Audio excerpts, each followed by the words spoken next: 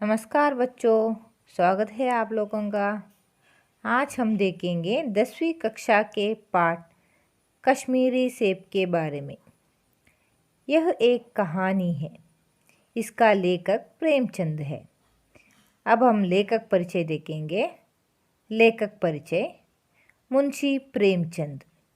प्रेमचंद जी का जन्म 31 जुलाई 1880 को वाराणसी के पास लम्ही नामक गांव में हुआ था।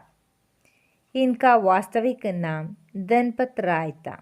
वे यथार्थवादी कथाकार थे। इनकी प्रमुख रचनाएं गोदान, सेवा सदन, निर्मला, पंच परमेश्वर आदि। इनकी कहानियां मानस सरोवर नाम से संकलित हैं। अब मैं पाठ पढ़ूंगी, ध्यान से देखिए। कल शाम को चौक में 2-4 ज़रूरी चीज़ें खरीदने गया था। पंजाबी मेवा फरोशों की दुकानें रास्ते ही में पड़ती है। एक दुकान पर बहुत अच्छे रंगदार गुलाबी सेब सजे हुए नजर आए। जी ललचा उठा। आजकल शिक्षित समाज में विटामिन और प्रोटीन के शब्दों में विचार करने की प्रवृत्ति गई है। टोमेटो को पहले कोई भी ना पूछता था। अब टोमेटो भोजन का आवश्यक अंग बन गया है। गाजर भी पहले गरीबों के पेट भरने की चीज़ थी।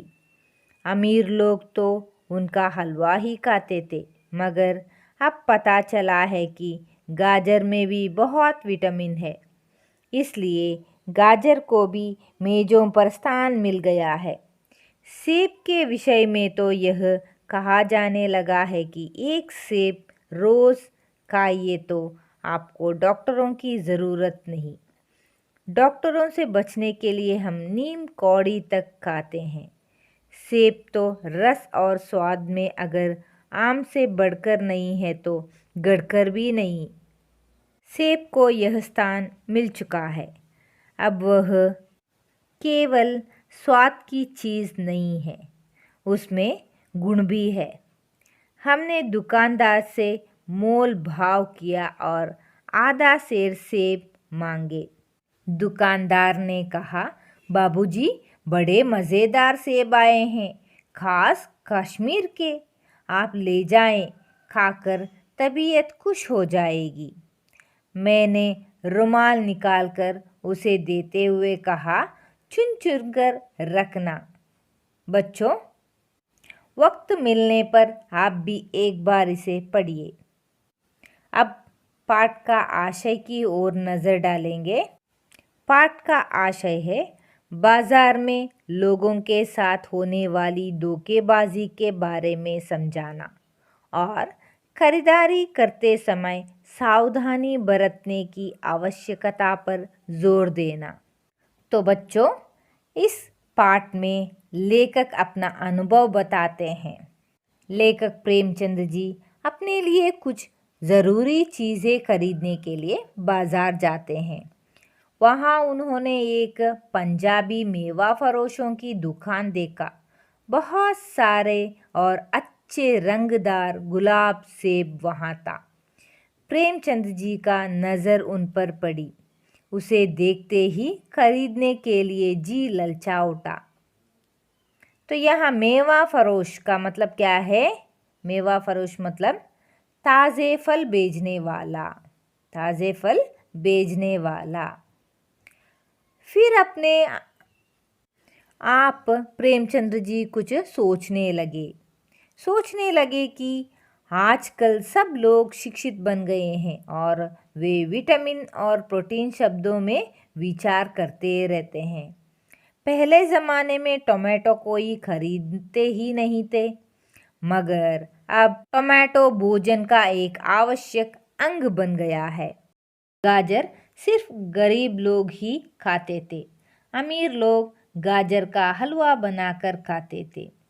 आजकल गाजर सब लोग खाने लगे हैं क्योंकि इसमें विटामिन की मात्रा बहुत है। गाजर को मेज पर एक स्थान भी मिल गया है। फिर सेब के विषय में देखा जाए तो यह कहा जाने लगा है कि एक सेब रोज खाने से हमें डॉक्टरों की ज़रूरत ना रहेगी। आजकल हम लोग डॉक्टर से बचने के लिए नीम कौड़ी यानी नीम का फल यानी कड़वी चीज़ भी खाने के लिए तैयार हुए हैं। सेब रस और स्वाद में आम से अच्छा नहीं है तो कम भी नहीं है। सेब को अपना स्थान मिल चुका है। फिर ख्यालों की दुनिया से बाहर आकर दुकान में नज़र डालते हैं और किसी भी तरह मोल भाव करके आधा सेर सेब मांगने लगते हैं।